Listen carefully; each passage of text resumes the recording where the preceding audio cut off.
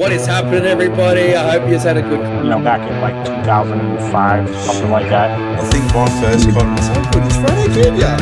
It's Friday Junior, it's podcast day, it's payday.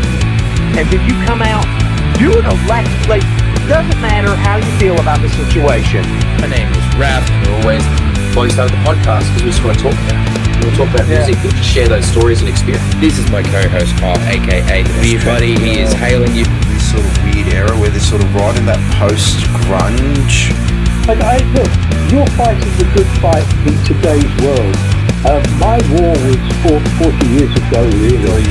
We are the two dudes who talk music, and we are here. Hey, I'm too quick on that air horn button, mate. How you doing? Yeah, that is amazing. I love every second of it, dude. Fantastic.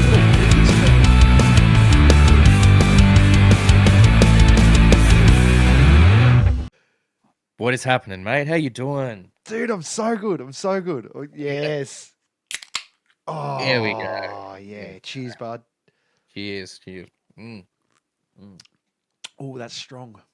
Oh, that's tasty, bud. Mate, how you doing? You good? You good? Dude, I'm so good. Just went out for a little skate with the daughter today. It was a very good day. But yeah, very keen to get into this interview. How about you? You gave me. Can I tell people what I got to hear? I'll tell them. We've been working on some new songs for Nuclear Vision. You know, I've been putting some of those down. I've been playing around with a bunch of new plugins that I scooped up recently. So I've managed to get a nice, like a pretty nailed in bass tone as well. So that's been really, really fun getting that down. And that new one, yeah. So we're working on that. We're seeing, probably not going to get released anytime soon. We're trying to get some stuff together for, for an album or an EP or something. But that's the goal for this year, is just to keep writing and working stuff. So, but this new one's really, really cool. Like that one you heard that I sent you, it came together really quickly. So that's just now waiting for vocals, and we've got, probably at least another half a dozen there that are in some form, like that are written to some degree.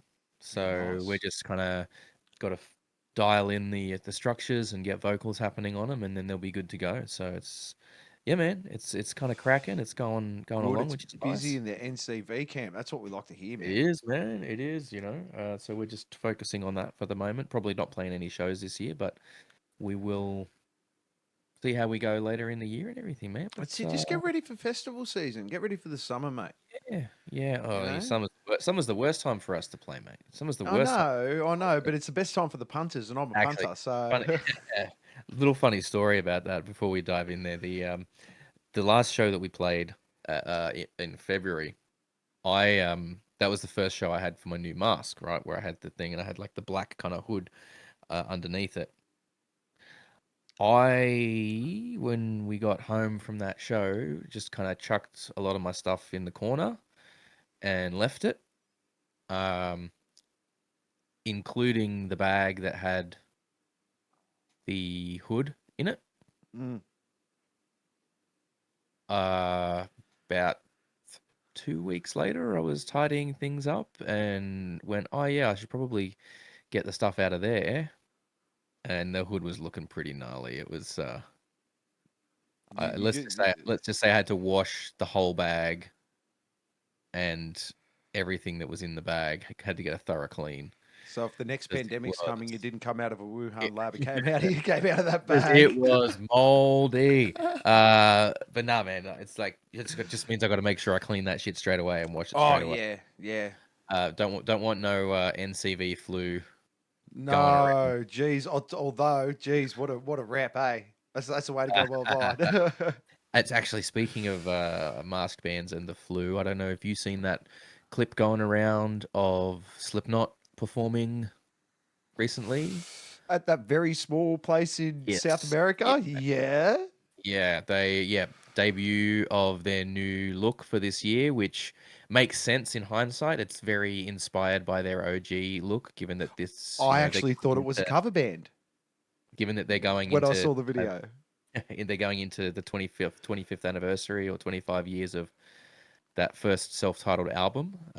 So I expect that this look will kind of be, I don't know if it'll just be for this year or just for the next little bit of touring or what, but I'm excited for that. I'm excited to see what the band can bring. Jim's mane is looking spectacular, I I have like to say. Sean how he went back to basically an old school plastic clown mask.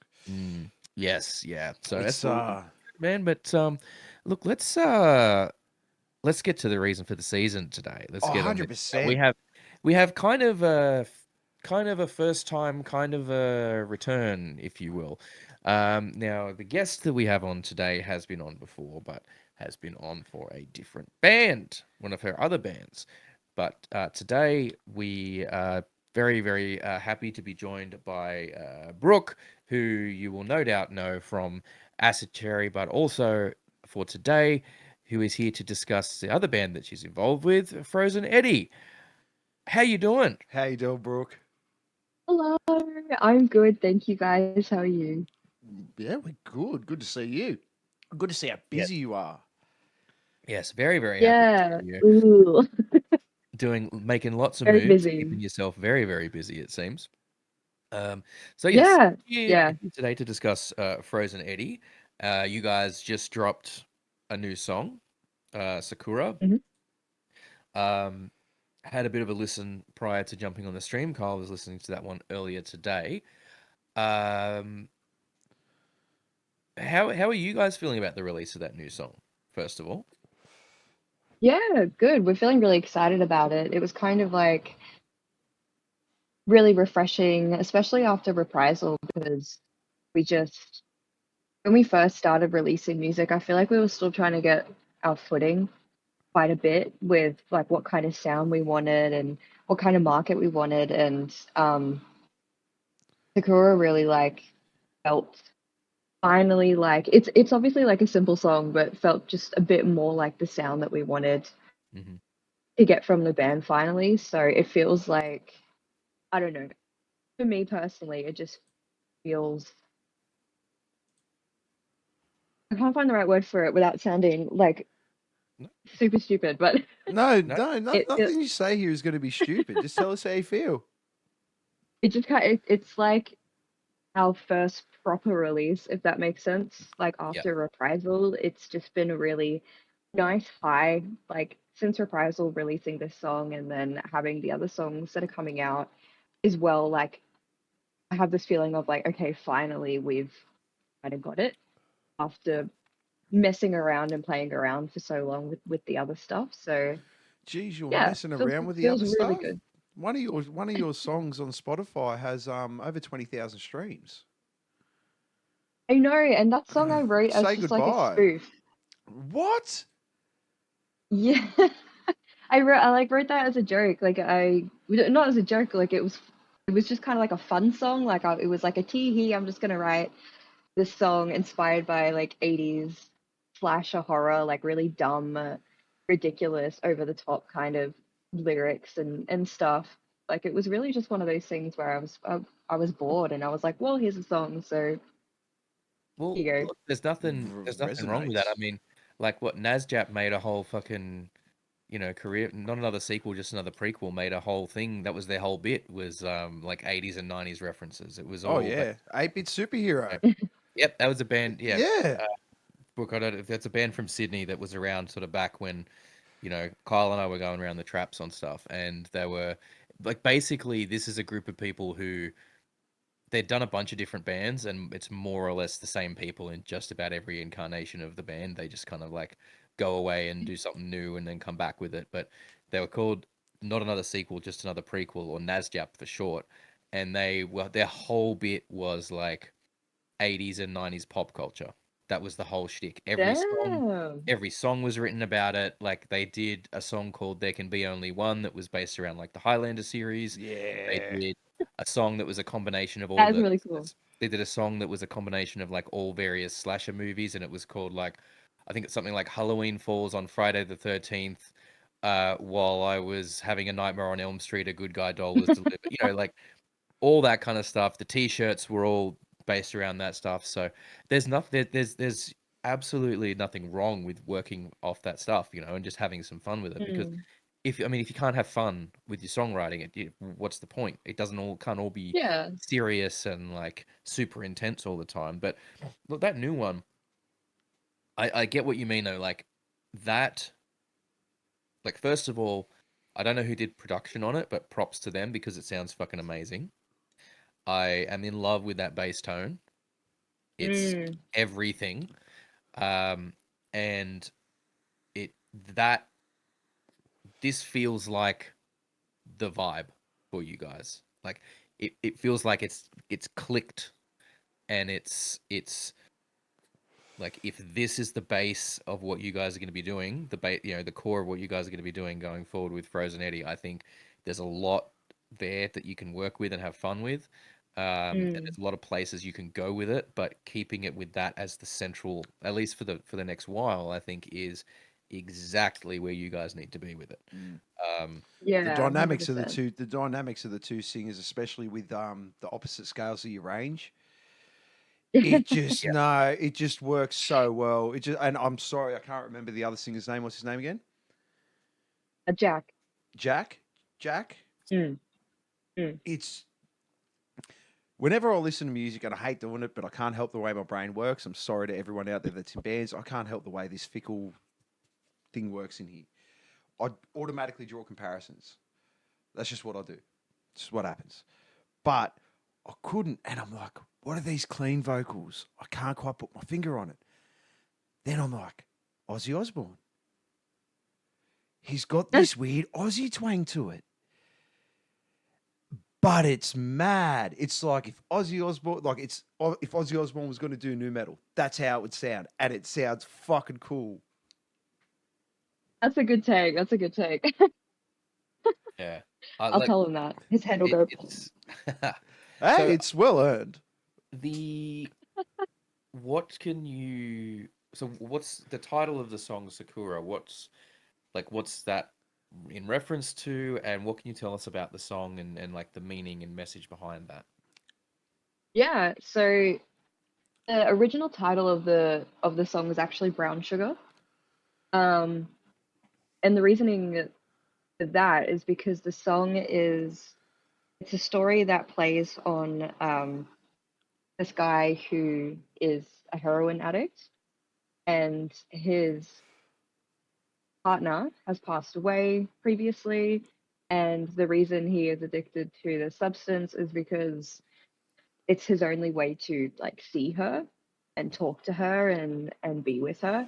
Um, so originally it was Brown Sugar because that's like a street name among many of the names for heroin, and then we kind of last minute decided. I think it was like a few days before we released the actual song, or the day of, I think we released the song. We changed the name and the cover and everything for it because we kind of spoke about it and we were like, yeah, brown sugar's cool, but we kind of wanted a bit more of an innocent, pretty, like life-giving, like illusion for the song.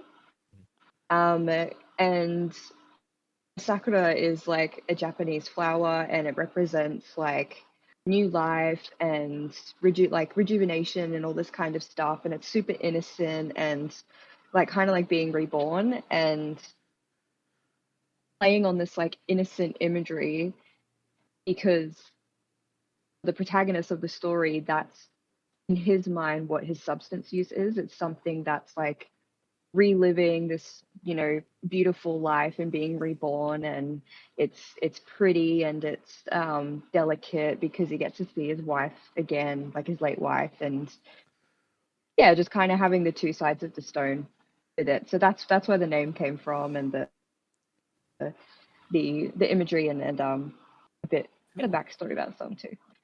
Wow. Awesome. Awesome. I mean, I Wow. love that it's look, I for all of the stuff that I've done musically, a lot of the bands that I've been involved with is at least the stuff that I've been involved with writing, the music has tended to just kind of be, you know, generally less storytelling stuff. So I always am fascinated when a band is coming up with stories to tell in their songs. Usually it's like the songs will be like, well, I'm not happy about X, so I'm gonna write a song about that. Or I'm gonna have I want to say something about this topic, so I'm gonna say something about this topic rather than like stories about coming up with like little sort of short stories, I guess, to tell in song form. And and then so that's what I get. I love when bands can do that, and even more so when they can do it across a whole album, right? Like, that's what I love Concept when I can see albums. it. Yeah, a band can have a concept. One Yeah. of my favorite ones ever was there's a band from Canberra called Perpetual End. Did one. They had an out. They already had like an EP and an album out, but they did their second album, and the whole thing was like this story about this sort of dystopian post-apocalyptic society. And this guy who like the grew up, like, you have to have like a license to have children, and there's this whole generation of illegal children that are like raised in underground basements, that are hidden away from the world. And there's this one guy who basically grows up in a basement and falls in love with the girl in the basement next door because they're talking to each other through a crack in the wall. And then one day, like, something happens and she's found and taken away, but he doesn't.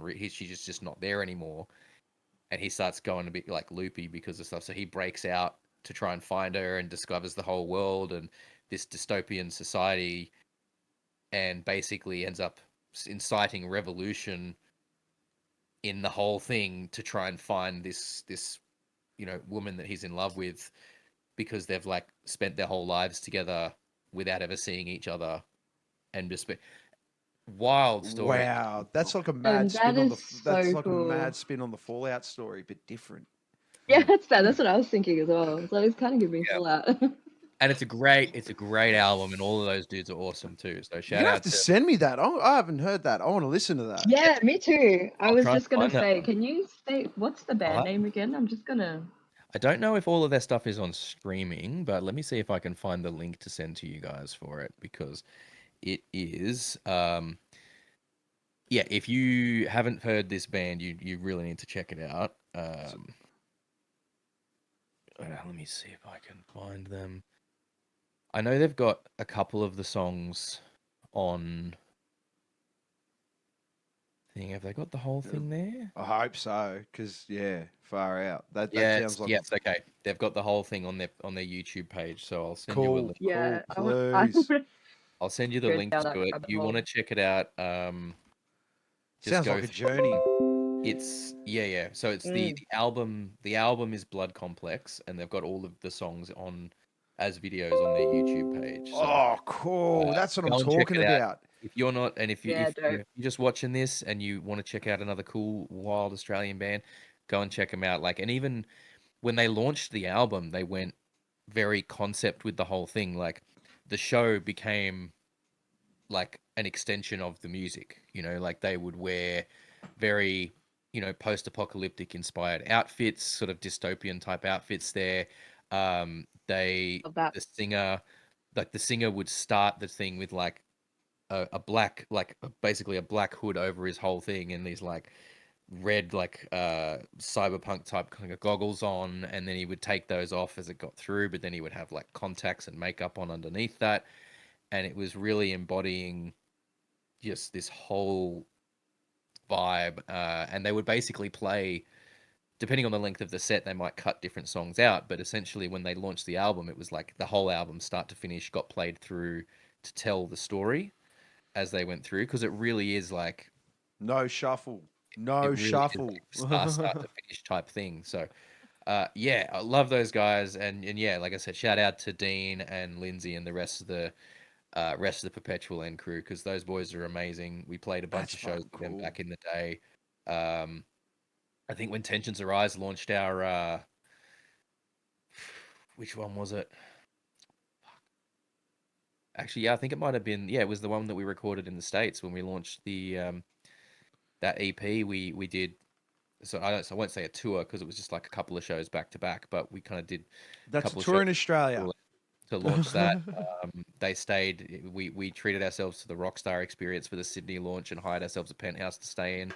Those guys came up and crashed in the penthouse after the show, so it was a whole thing. We got a lot of connection and love for those boys, and yeah, like I said, highly recommend. I think it'll be and funny story as well, Kyle. The side stuff that I do, that I've been working on and off over like I don't know 15 years. 15 years now with for the Saints Vicious. Um, the first two tracks that I actually completed for that, Dean from Perpetual End is the other guy that's doing it with me. Oh, wow. Zach and I, it's now Zach and I doing it, but just because Dean couldn't commit to doing more stuff, but those first couple of tracks are like Dean has stepped in for that to do those. Yeah. Yeah, lots of connections there and love for that. So I love the fact that Brooke, that you guys are doing something like that and able to do that kind of storytelling with the songs there. Is it, is that something that you think you guys are going to be doing more of going forward? Like, is that the plan to do more story-based songs or more Yeah, like, yeah, 100%. Like we thoroughly enjoy writing story-based songs. Like I don't know if part of it is because I'm in acid as well, and like in acid cherry, it's very like personal and vulnerable, and yeah, constantly like writing about myself or like the other girls' experiences. And then in Eddie, I've just got this band where I'm like, well, I've already written about myself, and I'm getting bored of that, so I just I just want to write about, make some fun stuff up. We've got like another song coming out later about Medusa, and, my personal envision and intake on, you know, Medusa herself and things like it's just fun. Like I just didn't I feel like when you've been writing for so long, and, I'm sure you guys would understand this as well, like when you write for so long and you're spewing out so many songs, personally, I kind of just get sick of talking about myself and the things that upset me. And mm. like Oh, I've the already done feels. it. look at, look at is it Maynard from Tool? Yeah. Like he's got, how many bands is he in? And he just does different stuff, different vibes for each thing, right? Like he's got Tool, which is obviously the more like spiritual and uh you know It is like story driven. It philosophical is type story stuff, driven. like Yeah, story, it and then is you go to a like perfect Lucifer circle. and a Perfect Circle, and they're all got their own unique thing, right? So and musically they're different, so of course you're going to present different things with each of them. It's such a Yep. cool thing to be able to do and have that self-expression. Um, I mean, I think for a lot, I mean, look, you know, for me, because I don't write a lot of lyrics or anything for bands, I'm just like, just the bass player. Uh, And but producer, recorder. yeah, just the bass player and producer, and I run the live rig, and I do all the samples, and I do all the thing. Just a bass player. It's Yeah, I'm not sort of involved writing stuff lyrically, but I have to imagine that as someone that does vocals and is able to write lyrics and weave these stories, that yeah, you must have a ton of stuff that you write that isn't necessarily going to be appropriate for just one band, um, Mm.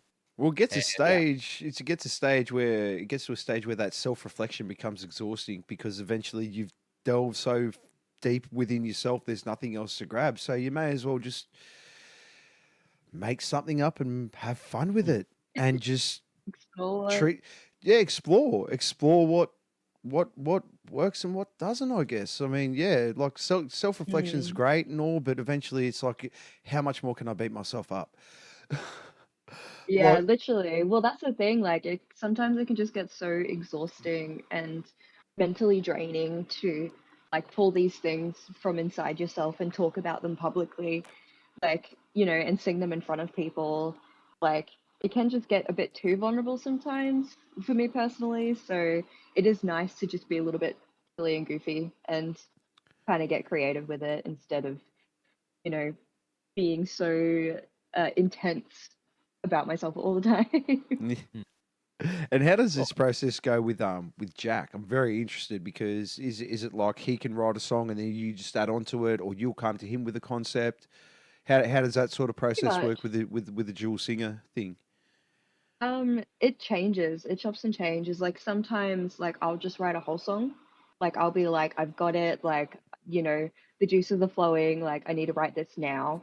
Whereas like there's other times where I will go to Jack with a concept, and then he's like, I've got it. Like I've got this idea.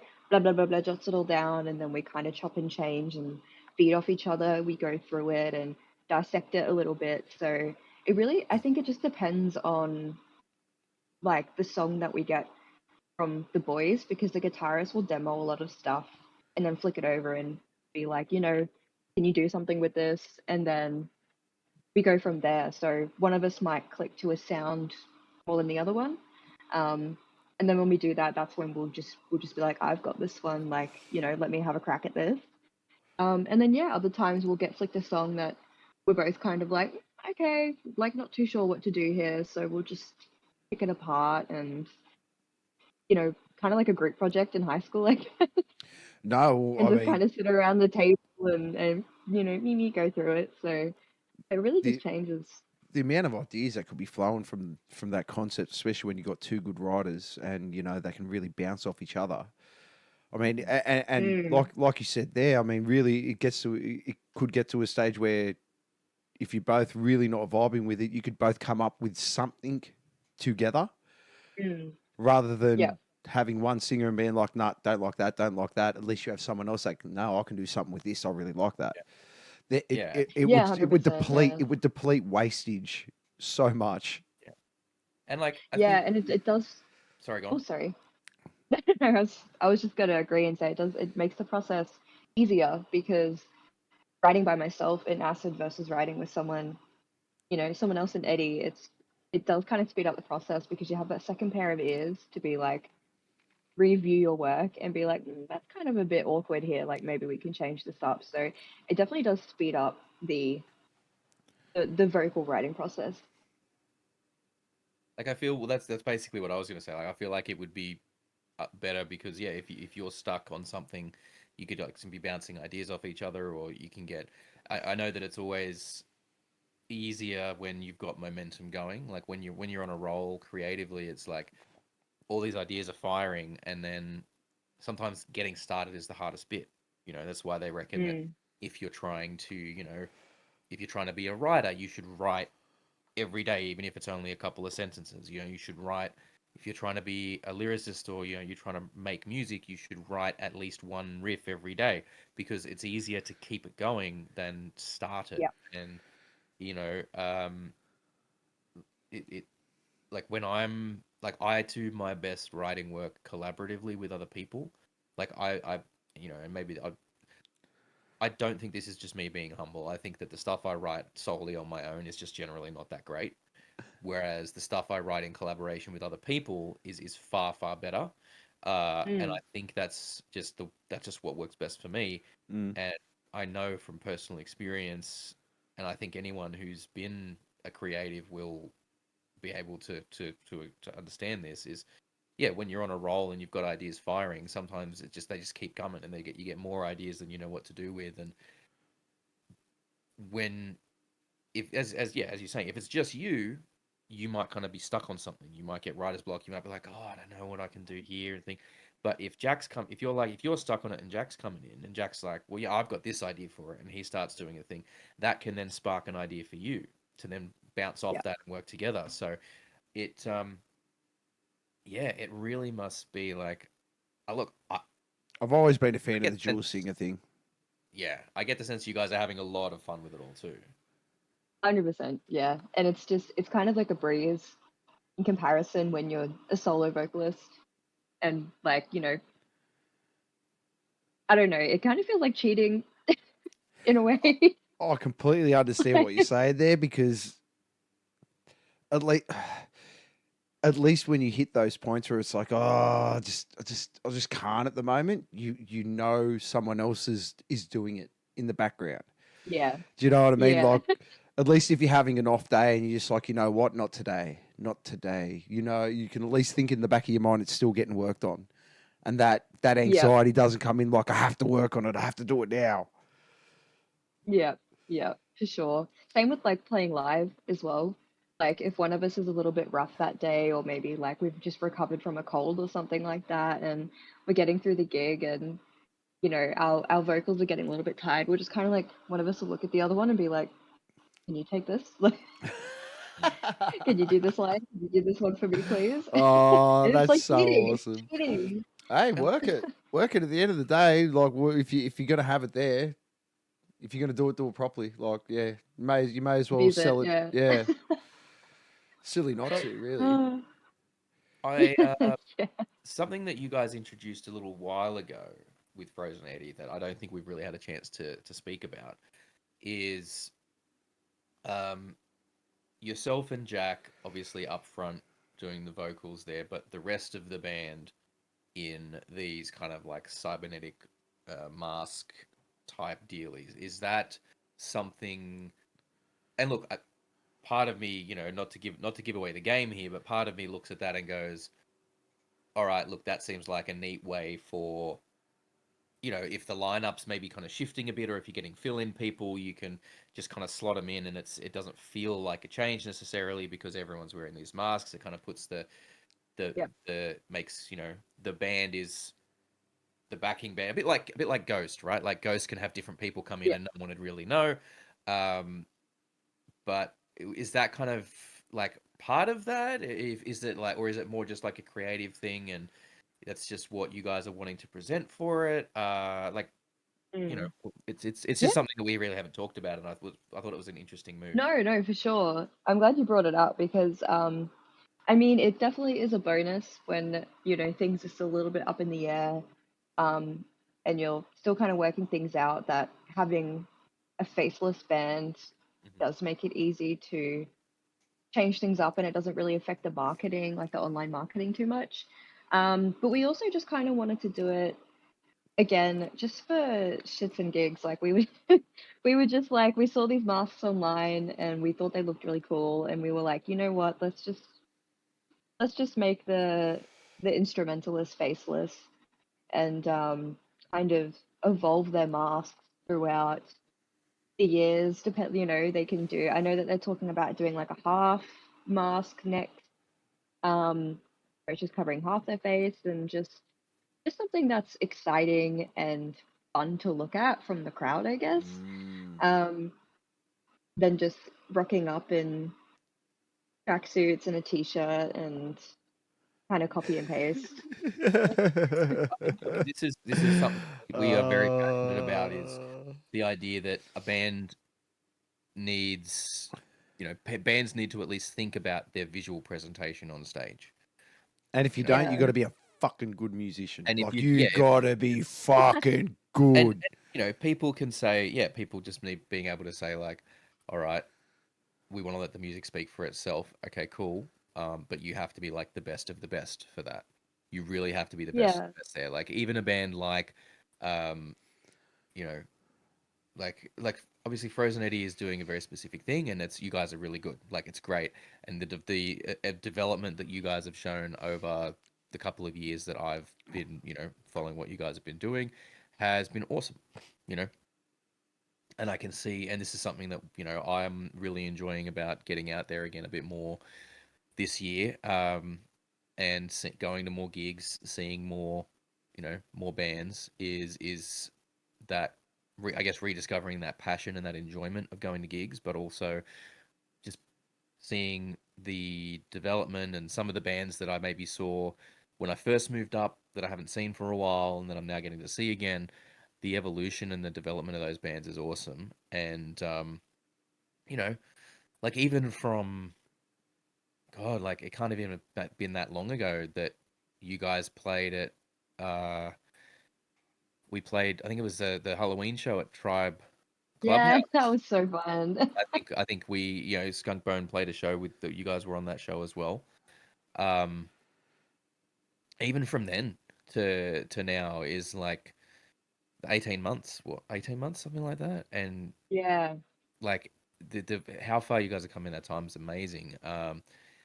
So, and yeah, like I said, it provides a point of, hey, this is something a bit more unique. This is something a bit different. You know, we've seen a bunch of bands do it over the years, and you've got bands as well that have some people might look at it going, well, it doesn't make sense for some people to be wearing masks and others not, right? But I think there can be distinctions about how it's done that make it work.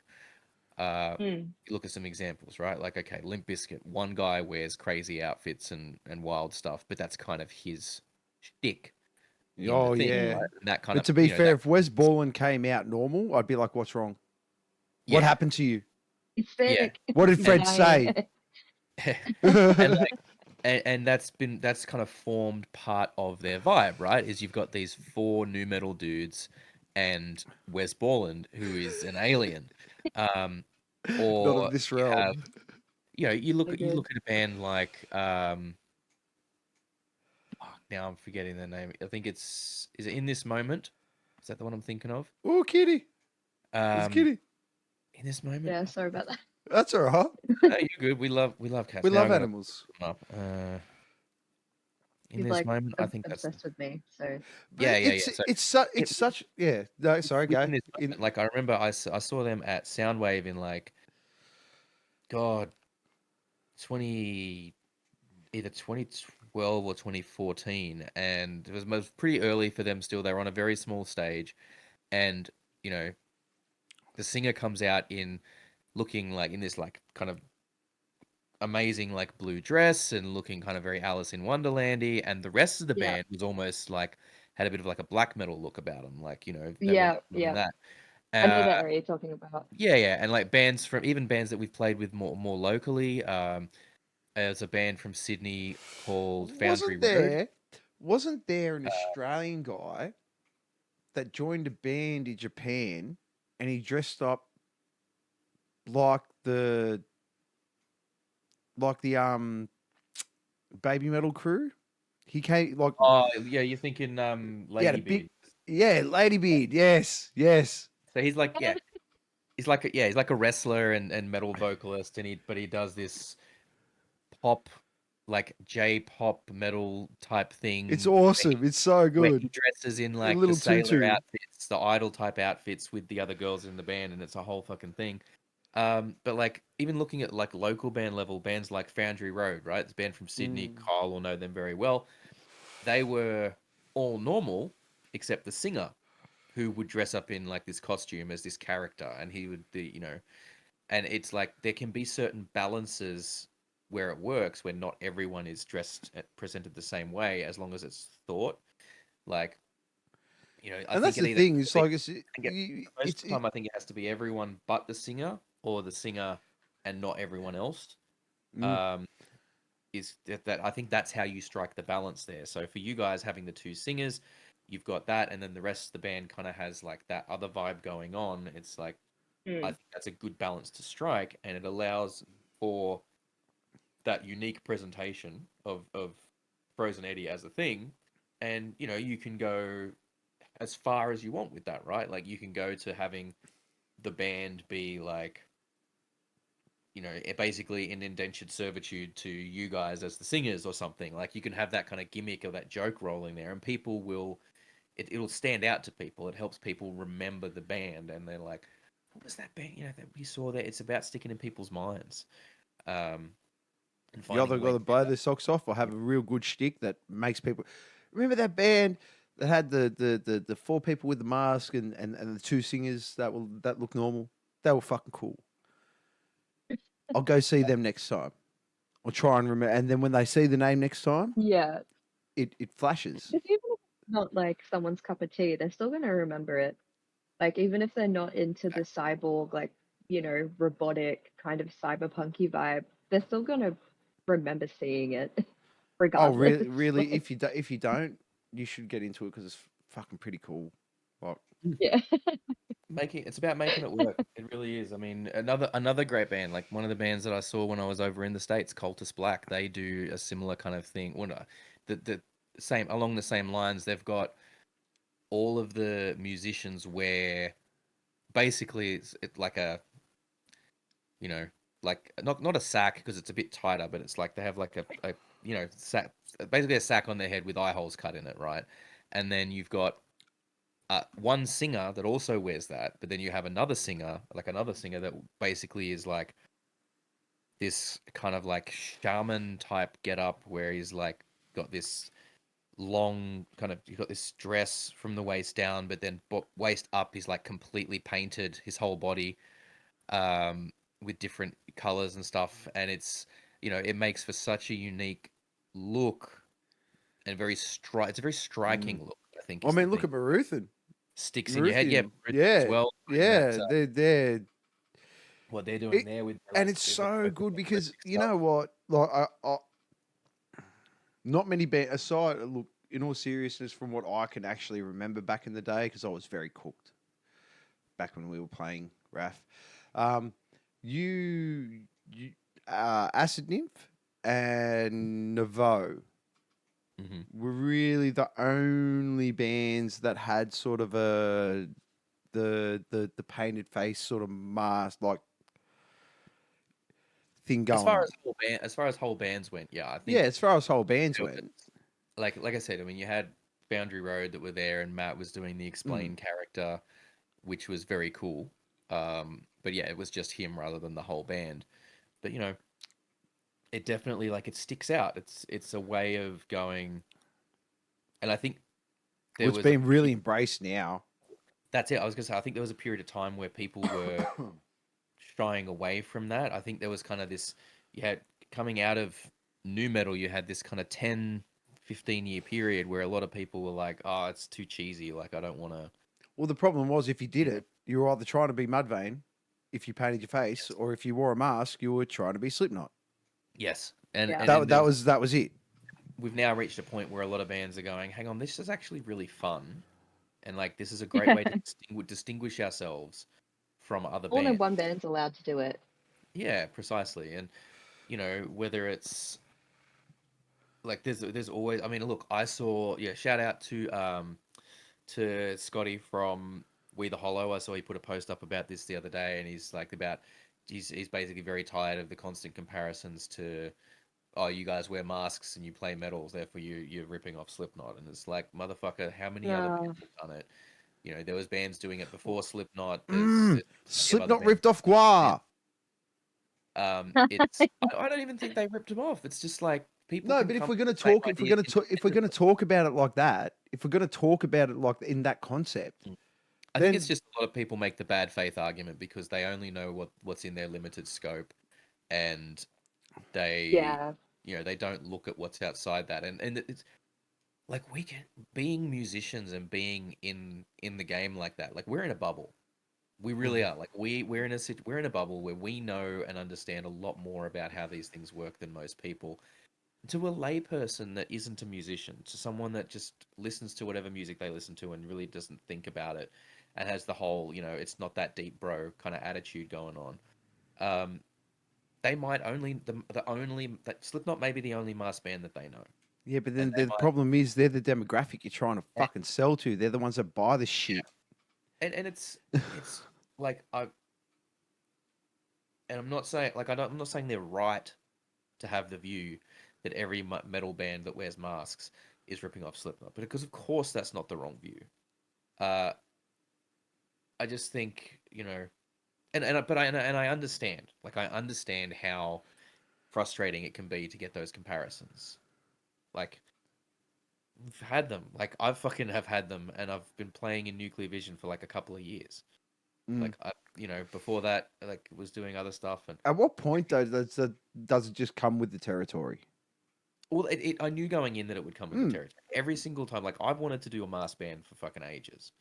I wanted to do a masked band since before Tensions Arise was a thing. I've wanted to do a masked band since before the band I was in before Tensions Arise. Like, I have wanted to do the masked band thing since the early 2000s. But literally every time I brought it up to a lot of people and tried to make it happen, it was always, oh, we don't want to get compared to Slipknot. And I'm, That's so sad. cowards. Like, you cowards, if Yeah. you want, if like Yeah. do the idea that you want to do. Like, obviously, you have to be careful about it. Like, when I was looking at masks for nuclear vision, for example, I was like, well, I found some really, really cool pig masks, but that's where I really had to make this thing of, okay, the pig mask might be taking the piss on it a little bit, right? Because Paul Gray originally wore a pig mask. Even going back to Mushroom Head, like their original bass player wore a pig mask. I'm like, okay, I need to not do that. At least I need to find some my own thing, as cool as it would be, because there's some ripper ones out there, and I don't know why, but that just a pig mask seems to be like one of the more popular horror masks that people make, and there's so many cool ones out there that I would love to use, but I just can't. And it's about, just like I said, finding a unique one for yourself and a unique presentation for that. And it's hard. It's hard, like when you're, especially when you don't have the budget to go out and pay someone $1,000 to make a perfectly molded, custom designed mask. Yeah, You 100%. have to, like, there's going to be other people using your mask, right? Like, that's literally, and that's happened to me as well. No shade, no shade.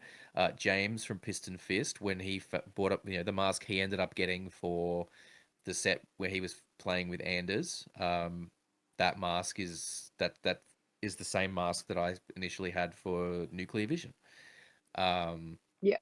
I was already moving away from using that. I'd already kind of moved away from using that mask, but like there's when you're testing the waters and trying different things to find what you want to do with it, what direction you want to go with it, you're gonna buy a bunch of pre-made cheap different things to see what works. Yeah. You're gonna land in the same territory as a lot of other people. Yeah. And it's about Well, that's the thing when you're buying off a market, it's not custom. Like other people are going to have the shit. But in saying that, though, what annoys me about the whole concept of going, oh, was the show good? Is that literally the only fucking coherent critique that you can give in this whole? Did you like the music? Yeah. You're going to walk up to yeah. me and go, oh, geez, you guys are asleep. Well, do I take that as a compliment? Did you like the music? I'm not getting feedback here. You're being a cocksucker and you're fucking saying that'll look like, I know they're my idols. It's the reason why I've probably done this. Did you like the music? That's all I want to know. Like did you like the product? Yeah, exactly. Like, yeah. So, I mean, look, on this topic, I mean, how has the response been to that shift for you guys? Like, in terms of, response at shows and things like that, have you guys, like, found people are embracing that and enjoying that change in the presentation? It's actually been really positive, which Yeah. Oh, good. fingers crossed Good. remains. No, it's been really good. Like, we're very fortunate in the fact that we got really like quite positive feedback from the mask. People seem to really love it. Again, because they're like, because of like this digital age, right? I feel like when it comes to entertainment and stuff, we're kind of a bit like toddlers, and it's a bit. What I find is anything sort of sensory, like with lights and all these different dimensions happening in the mask. Like the masks had the big pipe dreads, they had these LED lights, they had this big ring in the middle, glowy thing, one on the side. Lights would go like this, very bright, and I feel like it's kind of like a moth into the flame moment, like a toddler moment watching baby sensory videos dancing fruit on the TV. Like, and Oh, I feel like that's why. Chaos set. That is the best description. That is the best description I've ever heard. Because if you're not going to get them by the music, hit them in the senses. That is such a good idea. Yeah, well, it's because we've always got screens in front of our faces and all of this, like, easy access to just scrolling through so many videos, so much content just flooding into us every single day unknowingly. So it is kind of like little toddlers, like flashy lights, big neon, there, like I'm right in front of you there. Like it's, and I feel like that's why it's been so positive because people are just seeing all these really cool colors happening and they're like, holy fuck, like this is eating into You- my short attention Can span. You've I don't know, literally tapped into how poker machines grab can you, people. Big flashy lights, Literally, like loud it's noises. a market, it's a brand. I'm selling a product at the end of the day. How am I gonna do that? Big flashy lights, look at me there. Like Do can you know you what I see want Frozen is Eddie to do? I mask want and Frozen stuff? Eddie to. Sorry, I'm sorry. I want what if Frozen Eddie don't do it? I want to see a band do it right before a breakdown, just for that sensory part. I want to hear a feature on a poker machine sample it's right before a breakdown. Do do do that's actually boom. that's a really good idea. And then we'll make the lights go like this. Yeah. So can you like sync the masks up with other stuff, like with each other and other Ooh, things, good or question. No, we're not at that stage yet, but that is definitely in the works. Like that would be so good to because sync them up I to love that. Yet, yeah, like yet. because I was gonna say the stage show. yeah, So yeah. if you end up playing to a click and you've got these masks that can sync up to like a time code or something to change like the the flashing pattern or like change colors together or in a certain thing. Yeah, just get like a trigger set up or something. Like I would love that, and I definitely envision it. But we're all musicians, so realistically, we have no money. We're all poor, yeah. So maybe not anytime soon, but But eventually, I would Hey, love to do that. there's all, That's yeah, fantastic. that'll come. That'll come when the budget comes. yeah, Yes, next please. level.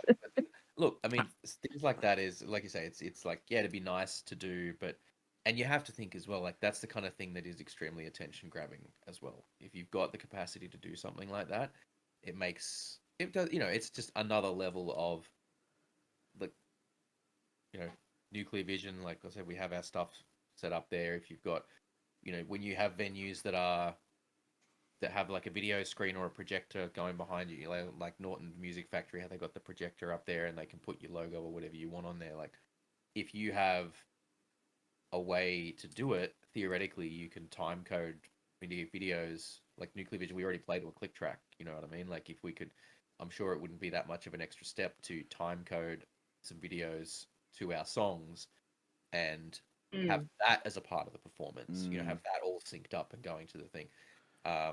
It's so good that Or this can be done at a local level now, man. This is only stuff that you think you'd be talking about at Yeah. like at a stadium or some shit like that. yeah, well, do you, Kyle? Do you remember? Do you remember a Modus? Yes. Yeah. So, another. Yeah, sorry, I keep talking about so many bands from Sydney. It's just like we're covering stuff that's relevant to it, right? Like, there's a band from Sydney called Modus, and after they split up, the singer went to form a new band called I think Angels and Demons, and they went heavy on the visual presentation. They did exactly that. They were performing everything to a click track, and they had a whole bunch of videos and visualizers that were synced up to it for each song, and they would bring TVs and stands and stuff to the shows, and they would set it up with basically like 50-inch plasma TVs at like two or three of them on the stage to play these videos of visualizers that were synced up to each song through the set so that it was a very visual. And this was ages ago. This was like must have been like mid 2010s. So we're talking like almost 10 Jeez. years 50, ago that 15 years ago. and for bands on a local level, like the bands at that level to do something like that and put that much into the visual, not visual in terms of the presentation of the band, but just the visual aspect of the show at that time, just no one was doing it. Mm. And it was really, I think if they were to try and do something like that now with more venues having projection setups that can be utilized, not having to bring the TVs to stuff, it would be, a long, I think they'd get a lot out of it. But, you look at, like, those guys were, like, ahead of the game on that, really. Mm. They were like, we want to try and bring this, we want to make this part of the show because it's a performance, it's visual as well. It's art, like, why not engage with that visual element during Well, I the guess live? it goes to the whole concept. You know how they go, is it Dark Side of the Moon and Wizard of Oz? Yeah. Sort of, yeah, but I mean, that's... No, same sort of like, Yeah, but bands you know like what I Tool mean? Like Yeah, Tool have been doing that at their Tool, concerts. oh, Tool's been doing that at their concerts for years, and dude, I when never. Michael and the crew from Angels and Demons were like, "This is what we want to do," I'm like, "Yeah, that's a big fucking order. Like that's a tall order to do." I think that's when you shift away. I think people like that really got what content was. Do you Yeah, know what I mean? In the sense that we're not going to worry about a live show. You could potentially just put all that stuff up on YouTube now. You could potentially redo all that stuff with some cool visualizers online and present an album like that. yeah, It's yeah, like what Sin Soto did. How they done the 20 they did 20 tracks on their first album. yeah. Videos for every single one. All of them are visualizers. Like it's stock standard stuff. It just gives you so much room, Well, that's it. especially now. Yeah, like, I think that Yeah. comes back to what you were talking about earlier, Brooke, as well. Though, is the like where like social media has changed, like it's changed people's brains. It's the development of the audience that's coming up now. Like they grew up with screens in front of their faces. Mm. Uh, It's broken mine. Yeah. I'm to broken. to quote Bo Burnham, like it did all the things they designed it to do, right? Like it broke people's brains and stunted their development or changed their development. So people's brains literally work differently now than the way they used to. And also some of that is, the lack of lead poisoning will also contribute that to the conversation. But Yeah, it's just a fluoride in that the water now. it really is like bands embracing that visual element of it and putting something in front of people's faces to watch while to go with the music. Mm. Because it's just like you need that now. You Are need you to be guys able to. working? Yeah. Sorry, keep going, Raf. I'll ask That's this next question. you go. Are you guys working in with the algorithm on this? Because it's all singles. Mm. Are you guys have you guys got a back catalogue that's ready to go and you're just doing waterfall releases? Yeah. Okay. So essentially, yeah, again, playing to the algorithm of, you know, people don't generally listen to like albums anymore and even Which is a damn EPs shame. sometimes. I know, it's really sad. Because if I get a good album, I like listen to that nonstop. Like that's been me with like Polaris's newest album. Like just listening to it all the way through, adore it. But generally, the general public it's just singles and like LPs generically. So that's why we're just kind of bottom feeding single, single, single, Mm. single. Because it That's seems it. like it's Feel like it's going like that way. It's like albums are really, really made for the music lovers. Like yeah, people that can actually yeah, sit there and wish to absorb all the content and find out what's going on and go through the peaks and the troughs and the highs and the lows. Because we're going to do a conversation with someone about yeah, this the other day. It's like the only problem with the albums are there's shit songs on there. It's like, but there's meant to be. It's like mm, how do you mm, when you get that single and they're not shit songs. This is a problem. Yeah, It's the problem is that you've had a single that's been hyped up from your record company for the last 6 months or however many months that's been sold only as a single, and it's been mm, hyped up here. And if that's your starting point before the album even comes out, of course the stuff that is perceived as shit or not as good, that doesn't hit those dopamine levels, is going to be classed as that. So people are yeah, just looking for that. But yeah, the appreciation of and you know what, you probably could do that. You probably do having a whole album sitting there, and if you do just strip it out, what gives you a year? Like if you're putting a song out every month, mm, and you've got an album there, that's a year. mm-hmm, There's a whole album there ready to go, and every month you've got something coming out. Every month you can be like, yeah, this show's a single launch show where we've just launched this single, or you know what I mean? Like, and you do a single, and then 2 weeks later you do a video, and then 2 weeks later you've got another song coming out, and yeah, then 2 weeks later you got like a video or visualizer or however you want to do it. There's just you just got to keep it rolling, and mm. so on that you keeping it mentioned. busy. Yeah, so you did mention there's another one that you've got coming out soonish.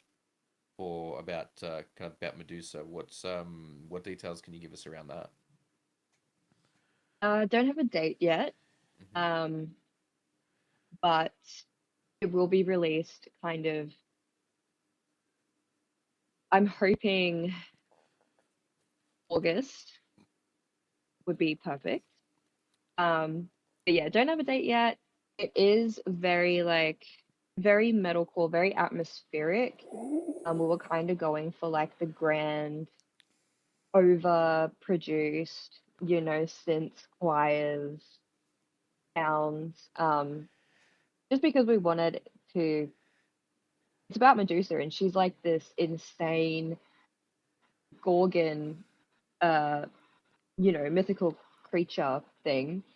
Um, Whose and it's beauty, so if you it look like upon her, she turns you into stone. exactly like she was so beautiful before she got changed into a Gorgon. Like she was so desirable as before her transformation, and it's just even after her transformation, there's something so mysterious and just alluring about a snake woman. Like it's we just wanted to give it that justice of being really grand and epic and kind of like Clash of the Titans vibe. Right. Um but yeah, I think that's all I can say on it for now. I Okay. don't want to give too much away. Mm. No, of course, of course. Look, I hate to be the person in the video if you ever make one that has to put the snakes in the hair. I already have a snake on me. I already have her on me. Oh, oh, that's Very, awesome. That's awesome. very Will cool. do. But that's the greatest thing about metal. I mean, you can grab so many things and turn them into stories of your own. And And like Yeah, like more, anything you just find really inspirational or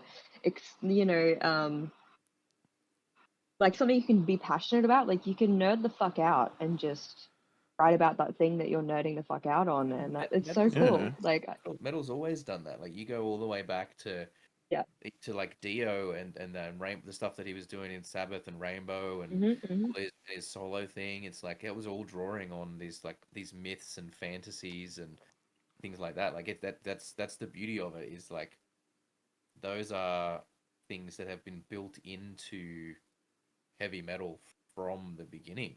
mm, These kind of ways, like it may have gone away from it at different times, but that stuff is literally in the DNA of heavy metal. The yeah, idea of you know the whole point of heavy metal is that it is over the top and grandiose and um you know pompous and in your face and that ties back to what a lot of these myths and legends were and where they came from. Like that these were mm, the over the top stories. These were the exaggerated stories that got more and more exaggerated over time until they became, until a person with gigantism basically became a giant.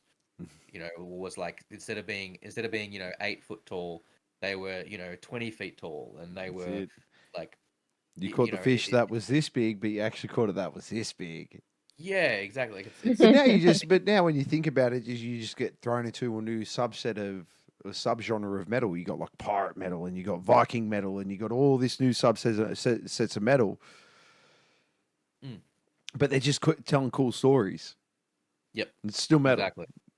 Exactly. So I love it. It's beautiful to see the and it like I say everything's cyclical, right? Like it goes around and comes around and like things fall in and out of favor and You guys are cyberpunk new metal. the the embracing or the re-embracing of new metal by by like the metal scene now and the way it's kind of turned around and you Well, know like Brooke said, it's not no longer tracksuits and baggy shorts no more. It's about trying to bring yeah, it a bit more different. I think what's happened is it's that 20-year cycle, and all these bands that like the new metal explosion of variety that came about from that period and people have rediscovered that and are now piggybacking off that and realizing oh shit like okay I don't just have to do they're kind of like it's opening up again and I mean look there's always been people doing that there's always been people that have done the weird and wonderful things but they're more popular than ever now because you know, new metal has done that thing where it was a new thing and it was exciting, and then it became trendy and a lot of douchebags hopped onto it, which killed it. And so then it kind of went away and was shunned for a while. And then we got And metalcore. you know, you had bands that carried it on, like Slipknot still doing their thing, and Meshuggah still doing the downtune thing, Fear Factory, and there's certain bands that kind of were able to be established enough from the very first wave of that to continue on a career with it. But in terms of it being a widespread thing in the business, that kind of really went away, and it's now come around again. People are going, oh, like we can be weird and wonderful and embrace all of these crazy elements, and like people putting fucking saxophone in metal songs now, which is Yeah. which we love, and We've it's been seeing so much of it lately. It's so good. yeah, and it's Oh yeah. it's just so much more fun. I think people are realizing you can have fun with metal again in a way that, Mm-hmm. that maybe was lost for a little bit of a time by most people. You know, What I was you had fun if you had a smile on your face and you were having fun with it, you were a poser. You weren't hard. You Mm, weren't real. mate, and that was my big issue with thrash. Like that has always been like man, can't I have fun and listen to metal? like like I get it. I love I love thrash. It's fun, but new metal was just so much fun. Everyone When likes you to dance, and you dude can dance to new metal in a way that you dude can't to a lot of other metal. dude, I was like, how old were you when Nookie came out? Do you know what I mean? It's like it I just don't even hit. want to think about that I now. I don't know, know. I know, but it just hit. It just, yeah.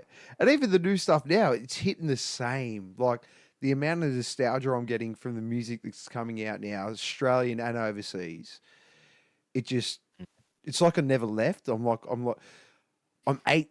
You know how you always turn around and say, I wish I could have the brain that I had now, but go back to when I was 18. I could do so much better with myself. It's like, it's kind of happened, but musically, So there you go. Okay. Uh, so it came out in 1999. oh, damn. So I would have been 13. about 13. Yeah. Yeah. I was just finding out what Nookie was. Uh, man, 13-year-old me was not ready for the journey that lay ahead. Oh, dude, what a Right. journey it was. What a journey it was. And Here, then I, we and had, here I sit 25 years later. yeah, dude. Like And that's it's back. We're back. We're back. We're the most, we're fashionable again, Raf. no, Our, no, we're not. We're not. Let's not get oh, it confused. no, sorry. That's right. That's right. We're the old blokes that are trying to dress like the young people, even though Yeah, we didn't dress yeah. different for the last I've been 25 years. yeah, I've been dressing this way for 25 years. If anyone's like you're trying to, dress young and hip, no, you're dressing old. That's Yeah. what's happening here. That's what's Yeah. happening here. See, Like I have you're catching up. I'm currently wearing Yeah. the same pair of jorts that I've had for about 10 plus years now, and I've patched them up so many times. Like they are. I don't get the hate. Jorts are super comfortable. So Yep. Jorts, man. Hey, I love my Dickies. Love my yeah, Dickies. My Dickie yeah. shorts. Dickies shirts are great. Look, you know what? Full disclosure. Do you know what I'm really self conscious about? My knees. I think I have ugly knees. That's why I wear shorts that go below my like Yep. that. Like Yeah, me. I've got ugly Can't knees. and cannot. Ugly knees. I've never Don't heard that in my life. don't ask the way this works. Okay, I I don't know struggle what's going on up to here. flex my knee these days. I'm lucky I wake up every day. I think I was just waiting for the Oh one to man. it'll just shut off. Won't be my heart that gives out. My brain will just go, I'm out. So okay, so you got that other song that you're thinking is probably coming in a few months' time. We'll definitely keep an eye out for that one. If you'll end up doing a film clip or something for it, definitely sling it our way. We'll try and do a reaction for that on the Metal Ruse channel there. But what else have you guys got coming up in terms of like, have you got many shows in the works? Are you focusing on writing and recording at the moment? What's happening for you guys in that arena? Yeah, so definitely focusing on writing and recording. We're trying to really polish up our set in terms of like stage presence, getting all the in-ears going properly and Mhm. just really honing in on that and trying to get these new songs up to scratch because we've written a lot you know, we've had a few songs just kind of sitting there idling for a bit and we haven't gone to record them. So we're just kind of like, we'll just go get it done. We know it's expensive, but we need to get it just out of the way before we get sick of these songs and then want to write more. So we don't have much in terms of gigs right now just because we're kind of refining everything and kind of going through this new stage of like, you know, new masks, new songs. So we're getting that sorted first and then we'll do the gig stuff after.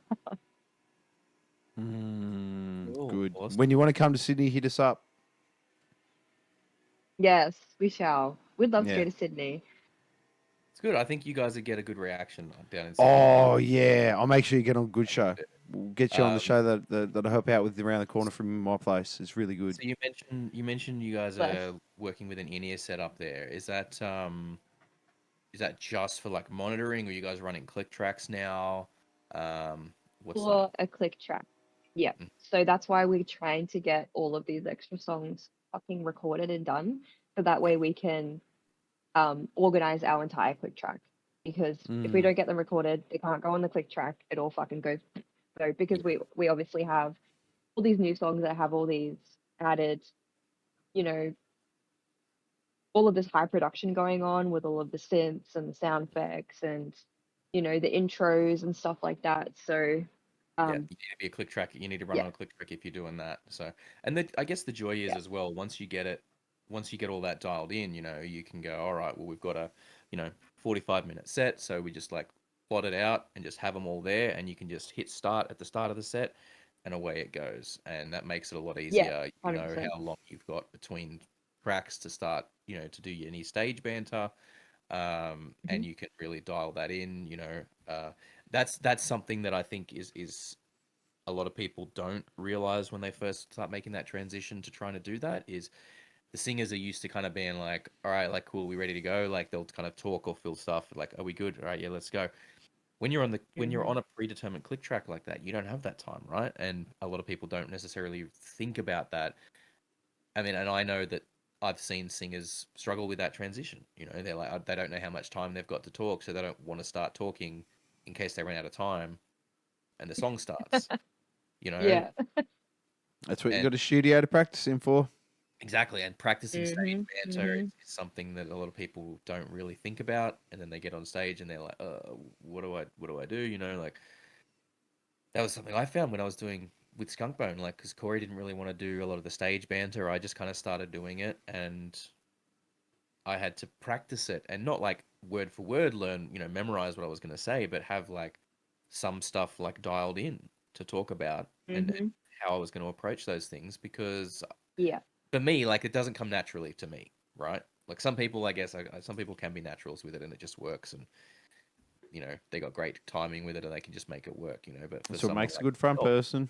I'm just like it's something I've always struggled with, so I found like practicing it really helped me dial it in and get more confident with it. Um, and yeah, moving to click tracks is definitely like I've seen that cause issues for singers as well because they don't. It kills their banter on stage because yeah, like I said, they don't know. Yeah. They're like, I've only got how much time do I have? Like, oh, how long is it? How much is there? How much is there? And they just kind of freak out and get in their own head about it. They Yeah. need to have a system. Exactly. They need to have a system like on the Galaxy headphones where you can just push it and just start playing it again. So I can Stop. I can pause it if I'm rambling. Ha, maybe. Yeah. Well, I mean, Yeah. just put vocal cues in underneath it. Yeah, I know. That's what I was gonna say. I think like once the click track sorted, I think I'm most excited to just sit there with my little mic, just for like the entire click track, just being like Sakura playing in 8, 7, 6. Yeah. In your best Siri voice. And you feel kind of Yeah. silly doing it in the moment. You feel silly doing it in the moment, but it's like it's necessary to know when these things are happening, right? Or like, Mm. and I've done that on all the nuclear vision stuff. I did that through all the nuclear vision stuff. I like went there, I've sat down. I'm like, right, yep. So this song is the next one. Count in, then the drums count, and then everyone comes in. All right, yep. So this next count in is just for the bass because it's just the bass coming in on this part. you know, get to the end of a track. All right, you've got this many seconds. The next song is this one, or you know, Yeah. we've got the sample, so you don't have to say anything, or what, you know, just stuff like that. It makes so much difference. It's that's like a level over and above just using a click track as well, because it helps to everyone knows what's there, and it just helps prevent surprises, Yeah. which is super important. Because otherwise, And why are you doing especially it? when you like have these masks covering your face and your eyes, and the last thing you want to do is have to look down at like a piece of paper for your set list to be like, fuck, what's the next song? Like I feel like it's so much more easier for them to just have it in their ears because they can't Oh, it they can looks hardly see. professional AF too. Like when Mm, you can just keep your eyes on the crowd, you don't have to look down. You can just keep that eye contact. You know what song's coming up next. yeah. You know exactly what to do. You don't lose your moment. In sync with the crowd. Mhm. Mhm. Yeah. Anytime you have to stop and think about your performance, I feel like it can kill the momentum of it, which Well, is, you you need Yeah, to think remove I you those think agree. Yeah. barriers. how much does it kill the moment when a singer turns around and goes, "Oh," to the drummer and goes, "You ready? Count it in." That's different though. That's No, different. but no, but you know what I mean. Like it's heaps better Like when you when the singer's talking and you mm, just and they're just Mm, on. yeah, I mean, like it's the thing is though, I think there's that I think that's a different situation. What you've described there, though, I'm talking like if you've got someone that's got good banter, and they're like, you know, they're engaging with the crowd, and they're engaging with each other on stage or whatever, and having fun with it, and then they're like, hey, you know, can you count this one in? Like that's one thing. That's different. That's not really what I'm talking about. Like I'm talking about like what Brooke said, where you got to, you know, stop and look down at the set list, or you're like, okay, oh, where are we up to? Like what song's next? You know. Um, or you're having to, you know, just like people where people can see the wires, I guess, is what I'm talking about. Yeah, People can yeah. see the strings pulling, you know, what's going on, versus it all just Mhm. appearing like a seamless natural thing. approach. And I think Mm, that's something else that works in the band's benefit too, right? Is if you're that polished with what you're doing there, it looks really good to other bands and to venues. You know, you've got all that yeah. dialed in, and you can just be like, True. bang, bang, bang, bang, bang. Yep, here's what we need. Here's what we're gonna do. We get up there and we do it. It looks professional. It looks smooth. Everything went really well, you know. And then we can get the fuck off stage super quick.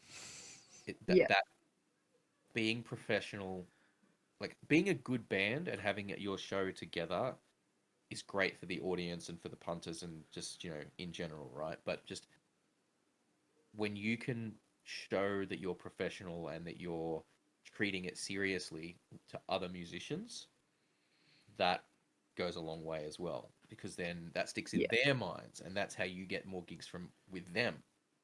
That's how you get venues to bring you back. It's how you get and even if the audience doesn't realize it, that it's like the audience may not realize why they're so impressed with your show. You know, they might not be able. There's intangible factors there that only people that are in the business understand. Um, Yeah, that's and true. like you know, it's the definition of like, you know, I don't know art, but I know what I like. Yeah, And like, Mm, I don't know, yeah, that's I don't know shit about art. I don't know shit about paintings, right? But if I see a painting that I like, I know I like it. it. yeah. Same deal with the performance, right? Like you take care of every aspect to get the performance and the presentation as tight and as smooth as possible, and as, you know, it's just the old saying, like if you know, so and so, they make it look easy. Yeah. Well, Make it man, look easy. how many people have I heard like say about the Taylor Swift show? They don't like Taylor Swift, and then they went to her show and they're like, I don't know what it was, but that was the greatest fucking show I've ever seen in my life. Mm, It's like I haven't True. like I took my daughter there. I don't like Taylor Swift, but that was the greatest show I've ever seen in my life. yeah, because she's got the Mhm. production down to a T. Yeah. Because she's a billionaire and she can pay the best people to come and do the Oh, job. of course. Look, you know, money buys that, but but obviously the grassroots thing. If you can have that, or your leagues, not a budget, but if you can have that mindset, Mm, Mm, you're a step above everyone else. yeah, and mm. this is why we talk about it all the time. Like, if you're playing in a band these days, it's not that expensive to set everyone up with clicks. Nope.